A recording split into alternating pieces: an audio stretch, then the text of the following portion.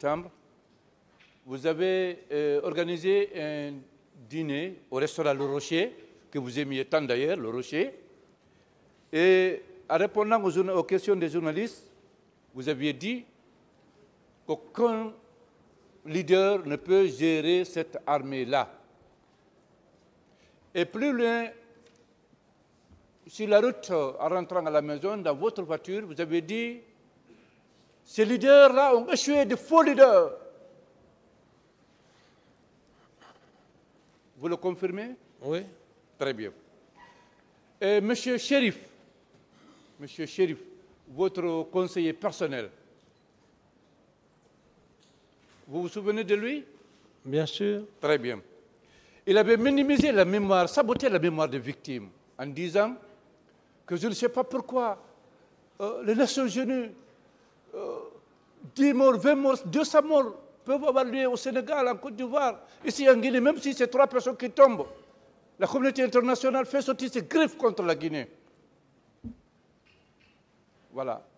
Il avait minimisé, saboté la mémoire des victimes. Et vous n'aviez pas réagi. Et pourtant, vous étiez encore aux commandes. Vous ne l'avez pas limogé. Vous ne l'avez pas sanctionné, même administrativement. Quelle est la question? C'est pourquoi vous l'avez fait faire, vous l'avez laissé faire, sachant que cela allait ternir encore votre image. D'abord, vous savez, maintenant, je suis quelqu'un qui est très direct. Quand un homme respecte une personne, je suis tenu obligé de vous répondre parce que vous respectez la personne. Merci, mon capitaine. En toute sincérité, sinon je vous aurais dit que je ne parle pas. Merci, mon capitaine.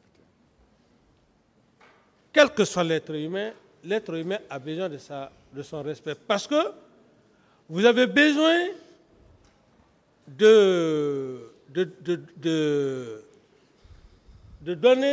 manifester la vérité devant le tribunal. Oui. Alors, par rapport à ce que vous venez de dire, en toute sincérité, il y a des actes, quand ça se passe, c'est anormal. C'est anormal. Et à l'époque, tout le monde parlait comme bon lui semblait. Oui. Alors, vous allez voir X qui va être là, il va parler sur RFI, d'autres sont là, ils parlent ainsi de suite. Tout ça à ton nom. Ce n'est pas facile. Et surtout qu'il y a maintenant un cas de mort.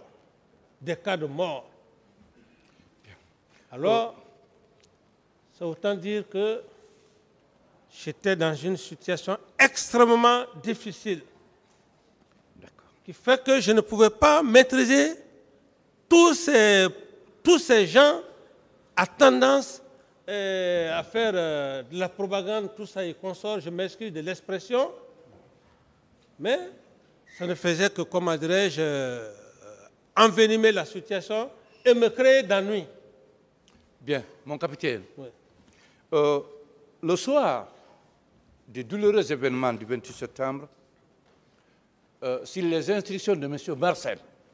De M. Marcel. Voilà. Il a fait venir une scène musicale au camp Carrefour, après Bomboli, à l'approche de la porte du camp Alpha Yaya, quand vous prenez la route du Prince. Il a fait venir une chaîne musicale. Toute la nuit, toutes les boutiques étaient à côté fermées, vidées de leur contenu. On ne faisait que danser, chanter et boire. Toute la nuit du 28 et les jours suivants. Passage bloqué. Vous étiez au courant de ça? Maître, je n'étais au courant de rien. Vous savez aussi, c'est comme, je prends juste un exemple. On est tous des pères de famille. Parce que l'armée, la façon dont elle est constituée, c'est comme une famille. Un père de famille peut être là avec ses enfants et ceux qui ont l'âge de sortir. Le père de famille ne peut pas être avec avec l'aîné. S'il dit qu'il sort avec ses frères ou bien avec ses sœurs, qu'est-ce qu'il va faire? C'est un peu comme ça. Oui. Alors, donc, à ce niveau, Vraiment, je ne pouvais pas suivre tous ces mouvements. Tout à fait. Je reviens sur une question que je vous ai déjà posée, mais que vous avez oublié certainement de répondre, mon capitaine.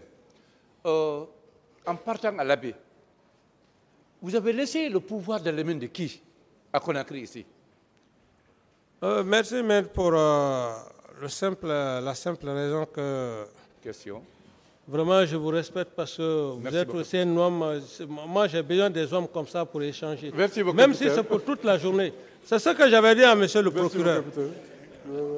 J'avais dit à monsieur le procureur, je peux faire 2 jours avec lui parce qu'il est posé et quand il prend la parole, même si tu ne veux pas parler, tu vas parler. Merci beaucoup, capitaine. Donc, je ne voulais pas parler de ça, mais comme je viens de le dire, maître, ici, quand un chef d'État voyage, il ne dit pas nommément tel, tu as la situation. Oui. Non, ça ne se fait pas comme ça. Le chef d'état-major général des armées, qui avait déjà donné des instructions, des consignes, alors, le chef d'état-major, lorsque vous êtes avec le ministre de la Défense, c'est le chef d'état-major général des armées qui a le contrôle. D'accord. Qui contrôle tous les chefs d'état-major particuliers, terre, mer, air, gendarmerie, etc. etc. Donc, je n'ai pas choisi un chef pour dire que bon, je dois me déplacer et tu dois assumer telle fonction. D'accord. D'accord. La question, c'est juste pour vous faire comprendre que, à votre absence, quand vous étiez à la baie, M. Marcel faisait tout ce qui lui semblait bon. Et personne ne l'osait. Bon, et maître, vous savez aussi, c'est ce que je viens de vous dire.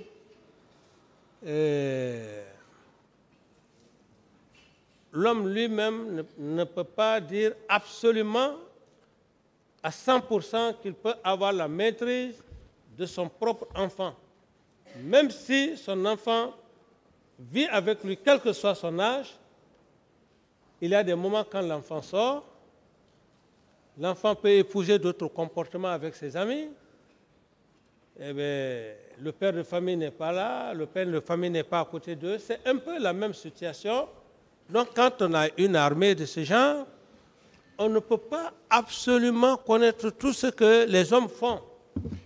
Les hommes aussi, ils ont leur plaisir, ils ont leur loisir. C'est vrai. Mon capitaine, moi je voudrais savoir, puisque vous étiez le commandant en chef des forces armées, le jour où M. Marcel et ses hommes ont fait tendre le général Toto pour lui donner des coups de chicotte, l'humilier, enlever ses grades, pourquoi vous ne l'avez pas sanctionné? Bon, voilà, maître, je reviens à ce niveau. Oui. Et quand le général Toto est venu me voir au bureau, c'est le lendemain que j'ai créé un rassemblement général. J'ai fait coucher tous les militaires pour demander pardon au général Toto. Parce que c'était vraiment, c'était indigne. Et il fallait procéder à cet acte.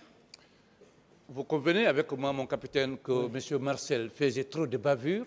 Bon, même à ce niveau-là aussi, à ce niveau, on m'a juste dit que quand le général Toto est venu, que c'est des subalternes qui lui ont ôté le grade. Et parce que lui-même, quand il est venu me voir, il n'a pas dit le nom, il n'a pas dit exactement le nom. Il m'a dit, voilà, hein, ce que nos enfants sont en train de me faire, j'ai commencé à demander pardon au général Toto. J'étais beaucoup vraiment choqué, touché. Et donc le lendemain, le matin, immédiatement, j'ai demandé de créer un rassemblement général lequel rassemblement, j'ai dit à tous les militaires de se coucher à bas et demander pardon au journal Toto. Bien. Est-ce que vous confirmez ça? Je l'ai dit, moi je l'ai dit. Bon, d'accord, maître. Ça, c'est dans votre PV. Pour vous aider, j'ai appelé Marcel, j'ai appelé Cécé. J'ai dit, hé Marcel, on vient de loin, on a géré ensemble. Vous m'avez trop fatigué, ça c'est du PC. C'est pas toi qui as fait ça, c'est pas toi qui as fait ça. J'ai dit, c'est une question nationale, reconnais ça, ça va passer. Il dit, mon commandant, ce que tu as dit, c'est vrai, mais ça c'est lourd. Même si j'envoie un char de combat, il ne reconnaîtra pas. Si ceci est sincère, il n'a qu'à gérer, venir témoigner. Il est ici. Au moins, pour vous dire que...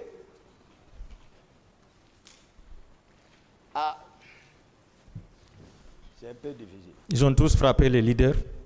Hein? Ils ont tous frappé les leaders? Non, c'est que moi j'ai remarqué, le temps, ils étaient comme ça, je crie par là. Donc c'est lui qui est venu personnellement casser la tête de Sidia et retirer ses loups. Qui? Envoyer. Qui? Marcel. D'accord. Au moins celle peut reconnaître Marcel. Est-ce que Sidia était à même de le reconnaître? Sidia peut le reconnaître. Au moment où il le tapait? Il peut, oui. Il ne casse pas, il est avec son truc en main. Il casse la tête, c'est moi qui les ai fait fuir. Embarquer ça, les Sidia, le Général, Mouktar, Jean-Marie, je crois, c'est loup, Baouri, je ne sais pas. Je voudrais savoir l'instrument qu'il a utilisé pour les frapper. C'était la crosse, ou bien c'était un bâton, ou bien c'était un gourdin? C'est pas difficilement de machette. Il aime beaucoup ça. La machette. Makambo aime tout. Et tous, ils aiment la machette. Ils aiment la machette. Et tous. D'accord. Et vous confirmez, une fois à la clinique, vous avez été rejoint là-bas par Marcel et son groupe, accompagné du colonel Tcheboro. Oui, les leaders vont dire. Est-ce que c'est Marcel seul qui avait menacé de faire sauter la clinique ou bien c'est... Non, lui, c'est lui qui commandait. Voilà, c'est le commandant. Attends, je vous ai parlé, le pouvoir dont disposait Marcel. Ne sous-estimez pas ça. Vous avez dit qu'il était même capable de fouiller des ministres. Ah bon? Gifler même, c'est pas fouiller des... Gifler. Et que personne ne l'osait. Personne. Je vous dis comment, voilà. Pourquoi, voilà, il pouvait se permettre. Donc c'est lui seul qui a menacé. C'est lui qui commande. C'est lui qui commandait même Tcheboro à la clinique là-bas. Non, il ne commandait pas Tcheboro là-bas. D'accord. Tcheboro, c'est-à-dire, soit ils se sont... La circonstance a fait qu'ils viennent ensemble. D'accord. Ça, c'est la circonstance. Ils ne sont pas du tout liés. Ils sont, le plus souvent, ils ne sont même pas d'accord au sein de à la présidence.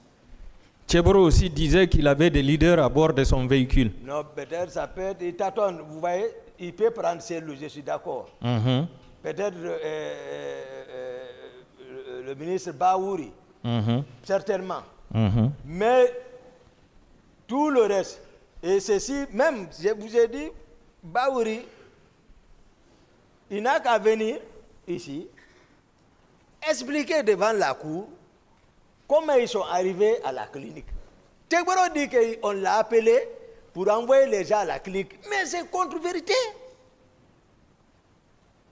Ce n'est pas vrai. D'accord. Donc il était en communication avec le président depuis le matin. Ce qui veut dire, moi, ma connaissance, je n'appelle pas le président, moi c'est face à face. Moi, ce que j'ai trouvé, j'ai espéré faire de bien, c'est moi qui ai pris ceci, j'ai évité le pont pour partir à droite. Et à droite, ça travaille dans ma tête, je me rends compte de la présence de la clinique, je carre, je les débarque. Est-ce que vous êtes informé que, au stade dans la matinée, que ces nouvelles recrues, donc ces civils, étaient venus à bord des cars de la Sotragui. C'est de ça que je vous parle. Est-ce que vous demandez la comparution du directeur de la Sotragui à l'époque? Ah, je ne sais pas ça. Je ne sais pas. Moi, ce que je sais, j'ai entendu qu'ils ont été acheminés, Georges, ils ont été acheminés, il parlait au téléphone depuis au salon, qu'il a envoyé des cars infiltrés. C'est comme ça que j'ai entendu. Et d'après mes enquêtes encore, quelqu'un m'a confirmé, je crois qu'il a confirmé même à maître. Mais moi, je ne vais pas faire, moi, je suis un homme, vous allez remarquer, quand je cite témoin, c'est deux. Moi, ce n'est pas pour chercher les gens, non. Ce n'est pas eux qui m'ont sauvé jusqu'à maintenant, c'est Dieu. Donc, je garde sous l'anonymat, mais il nous a informé, non, Kareka a envoyé un car. D'autres aussi m'ont dit, d'autres qui ont envoyé un car, mais moi je prends le chef qui était en tête. Karenka, c'est qui? C'était qui ça? Le premier chauffeur du président. Selon vous, qu'est-ce que ces bus de transport faisaient au stade ce matin? Infiltré. Ah d'accord, c'est ces bus qui avaient transporté les infiltrés. Voilà, c'est tout ce que moi j'ai appris. Puisque vous avez dit dans une de vos interviews sur RFI que des milliers de personnes qui étaient en formation à Kalia sur le financement de Benis Teismer, formation par les Israéliens, que des milliers de personnes avaient été infiltrées au stade lors de la manifestation. Et que ce sont ces personnes qui auraient blessé les manifestants avec les armes blanches. Vous confirmez ça? Je confirme. Tout ça là, c'est Kalia. Sauf ceux qui sont sortis avec Marcel et Tebouro. Et Begré. Sinon, les 80%, disons, c'est Kalia. 2009.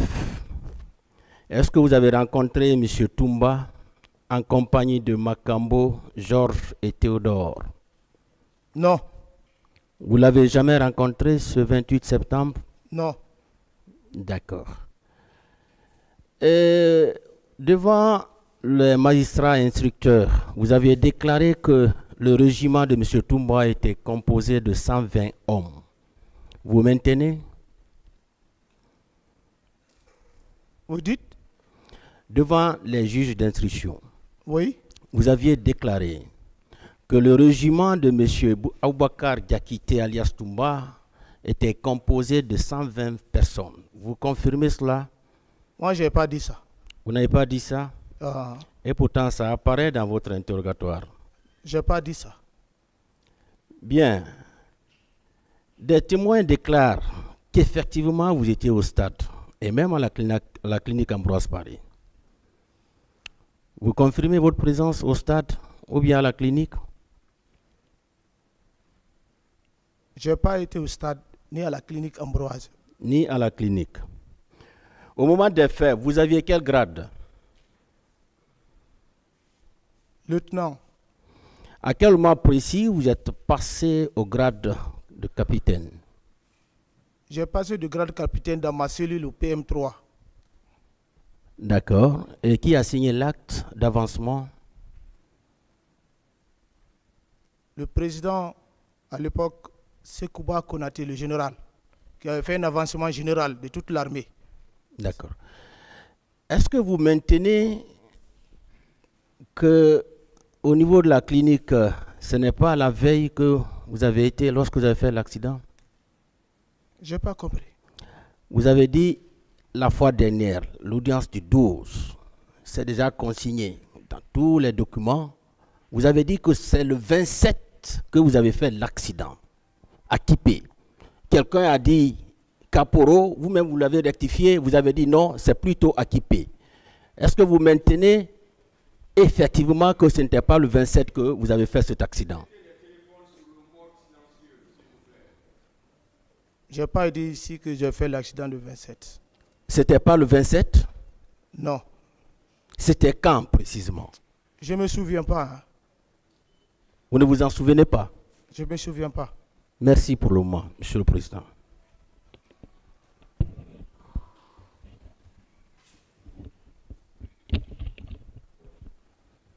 Merci, Monsieur le Président. Honorable assesseur. Monsieur Marcel Guilavogui. Vous vous souvenez d'avoir été entendu par le pool des juges d'instruction tout au moins? Vous dites?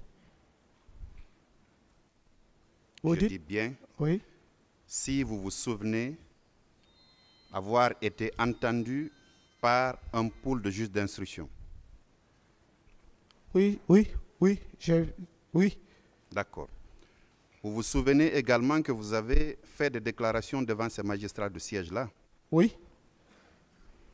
Parmi ces déclarations, il y a une qui m'intéresse particulièrement. Le jour supposé de votre accident. C'est consigné dans votre interrogatoire que vous avez fait cet accident-là le 27 à Kipé. Et à l'audience dernière, c'était la même date que vous avez donnée. Vous confirmez cela? Je ne me souviens pas. D'accord. Est-ce que vous confirmez après accident avoir été reçu à la clinique Ambroise Paré? J'ai été reçu à la clinique après l'accident. D'accord. Sauf que j'ai à ma possession des documents venus de cette clinique qui indiquent effectivement que vous n'avez vraiment pas été reçu pour des soins le 27 à la clinique Ambroise Paré. La seule fois où on retrouve des traces de Marcel Guilavogui, c'est la nuit du 20 au 21 septembre. C'est la seule fois que vous avez été reçu au niveau de cette clinique. Et je précise que toutes les factures des membres du CNDD sont là, avec l'adresse complète des militaires en question. Vous dites que vous avez été reçu là-bas et 4 heures après, vous avez demandé à quitter parce que selon vous, vous préfériez aller vous reposer à votre domicile pour un accident où vous dites que les médecins étaient dans l'obligation de faire des points de suture au niveau de votre langue.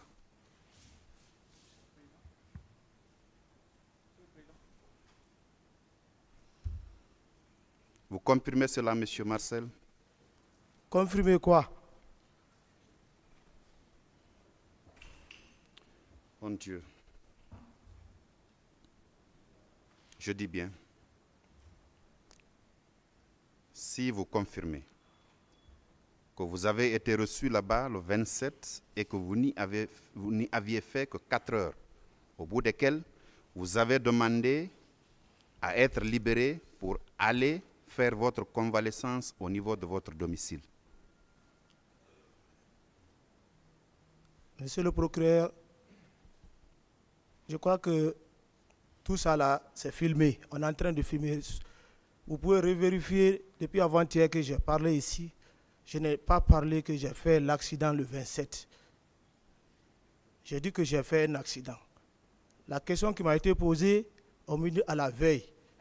La veille ne veut pas dire 27. Monsieur Marcel, je n'ai pas fait... Excusez-moi, je suis satisfait par rapport à votre réponse, sauf que vous avez oublié que vous avez été entendu par des magistrats instructeurs.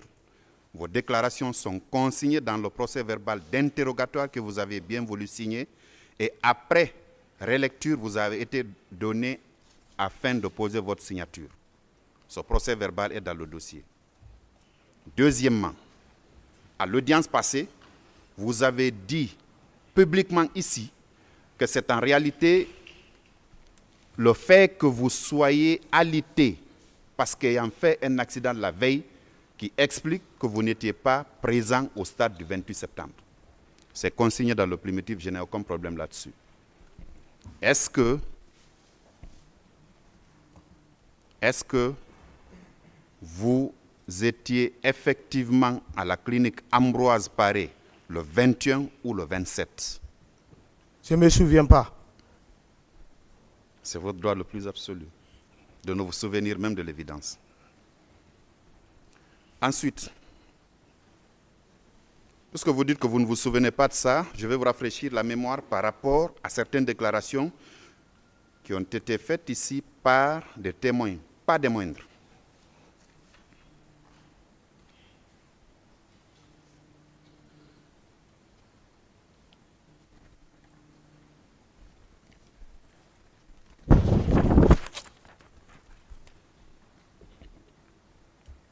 Monsieur Lunseni Fall, que vous avez dû connaître sûrement parce qu'il a été Premier ministre de la République à un moment donné, qui était au stade, a été entendu par le pool des juges d'instruction, qui vous a également entendu en qualité de partie civile. Il a été reçu par ce pool le 13 novembre 2000.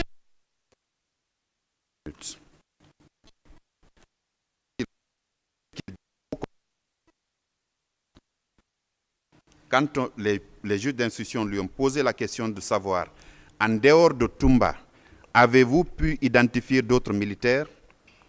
Il donne la réponse suivante.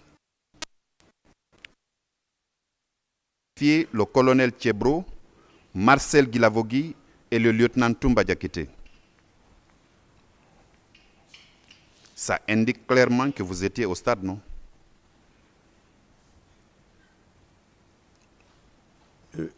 Le CENI. C'est le CENI qui déclare. Nous allons pas à pas. Je vous lis la déclaration de M. François Lunseni Fall pour le moment,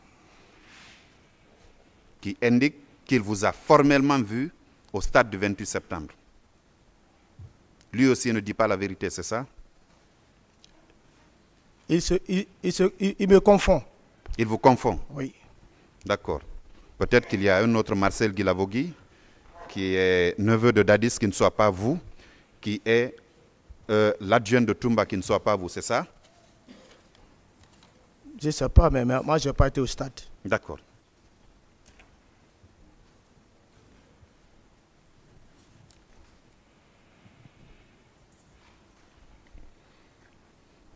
Monsieur Ansouman Kamara, communément appelé Bafoué, qui est fonctionnaire de police, qui a été également, qui a fait sa déposition en qualité de témoin devant le pool des juges d'instruction le 13 décembre 2012 à 11h01, a fait des déclarations vous concernant.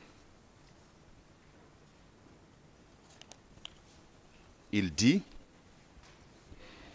dans ce groupe de militaires, j'ai vu Toumba et son adjoint, Marcel. Les jeunes militaires qui étaient avec eux me sont inconnus. Celui-ci aussi, qui est fonctionnaire de police, que vous devez sûrement connaître aussi, a dit qu'il vous a reconnu, et vous, et M. Toumba. Mais les autres militaires qui étaient avec vous, il ne les connaissait pas. Lui aussi ne dit pas la vérité, c'est ça? Le général, je ne sais pas, peut-être de quoi il est en train de dire, ce n'est pas moi ça. Il vous confond aussi? Ce n'est pas moi. Ce n'est pas vous? Oui. Toutes les personnes qui ont vu Marcel Guilavogui ont dû voir votre sosie, c'est ça?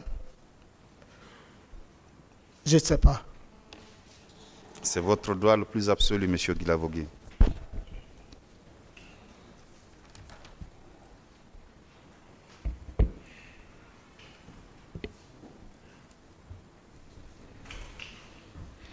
Vous connaissez M. Sambarou Diamankan?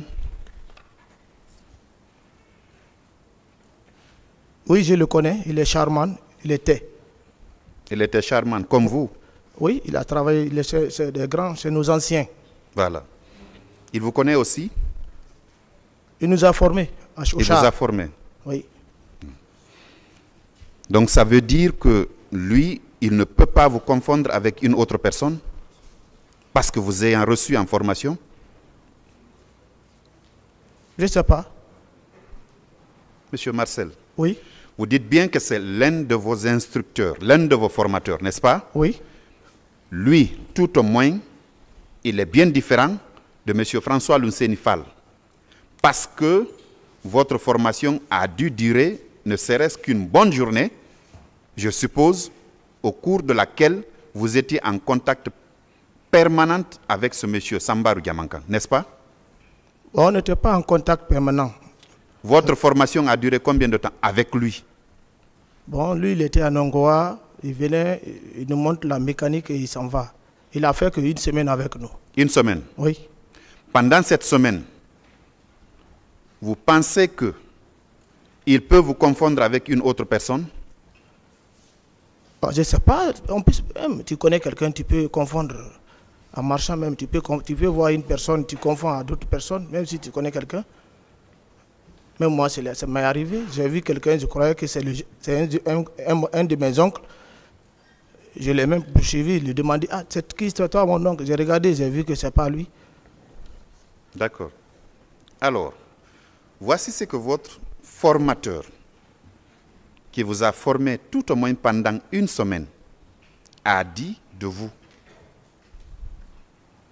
Il dit, c'est à la page 3 de sa déposition en qualité de témoin toujours, et c'est le 22 mars 2016 à 11h06. Quand la question lui a été posée, il a donné la réponse suivante. Je ne peux pas vous dire les noms des gens qui sont partis au stade parce que j'étais loin d'eux, mais il serait nécessaire de demander à Marcel, Toumba, Tchebro, Pivi et Issa Kamara qui étaient ministres des conflits à l'époque. Lui aussi, il se trompe de vous. Il vous confond à quelqu'un d'autre. Vous n'êtes pas le seul Marcel Guilavogui. Vous n'êtes pas le seul Marcel Guilavogui, neveu de M. Moussa Dadis Kamara. Vous n'êtes pas le seul Marcel Guilavogui, adjoint officieux peut-être de M. Toumba Diakité. Il vous confond à qui? Il a bien dit il serait possible. Mais il n'a pas dit que Marcel est allé au stade. Je peux relire ce qu'il a dit? Oui. Je ne peux pas vous dire les noms des gens qui sont partis au stade parce que j'étais loin d'eux. Mais il serait nécessaire de demander à Marcel, Toumba, Tchebro, Pivi, Issa Kamara qui était ministre des conflits à l'époque. Oui, mais cette demande que depuis la gendarmerie jusqu'à nos jours qu'on me dit, c'est de ma part de vérité que je suis en train de vous dire, je n'ai pas été au stade. D'accord. Vous n'avez pas été au stade. Malgré tous ces témoignages concordants, malgré le fait que vous ayez dit devant le pôle des juges d'instruction que le 27, vous étiez malade alité à la clinique Ambroise Paré, c'est ce qui vous maintenait au lit pour votre convalescence chez vous. On a déterré les archives de cette clinique qui, heureusement, numérise tout, qui a indiqué effectivement que vous y êtes passé, mais c'est la nuit du 20 au 21, pas plus. Une autre trace de vous, non. Donc, malgré toutes ces évidences-là, vous n'étiez pas au stade, vous ne connaissez rien de ce qui s'est passé au stade, c'est ça? Affirmatif. Non. Le tribunal appréciera tout ce que vous êtes en train de dire. Merci, Monsieur le Président.